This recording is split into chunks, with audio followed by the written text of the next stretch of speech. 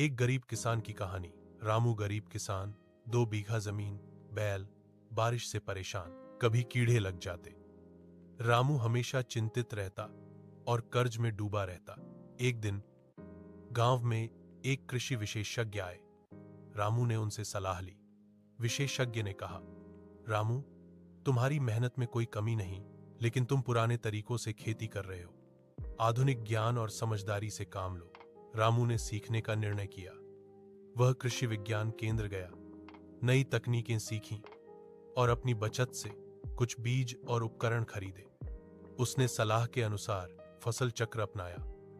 एक ही फसल नहीं, बल्कि अलग अलग मौसम में अलग अलग फसलें उगाई। जैविक खाद का प्रयोग शुरू किया, ड्रिप सिंचाई से पानी की बचत की, बाजार का अध्ययन किया, कब कौन सी सब्जी महंगी बिकेगी। पहले साल थोड़ा लाभ हुआ। रामू ने उस पैसे से 2 बीघा जमीन ली और एक छोटा ट्रैक्टर खरीदा। अगले साल उसने सब्जियों की खेती शुरू की और सीधा शहर के बाजार में बेचना शुरू किया। धीरे धीरे 5 साल में रामू का खेत 20 बीघा हो गया। उसने दूसरे किसानों को भी सिखाया और एक किसान उत्पादक संघ बनाया।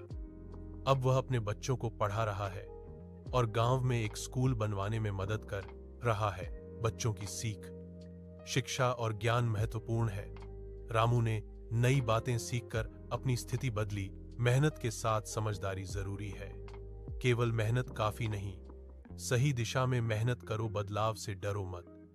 नई तकनीक और विचार अपनाओ। विविधता महत्वपूर्ण है। एक ही काम पर निर्भर मत रहो, दूसरों की मदद करो। सफल होने पर दूसरों को आगे बढ़ाओ।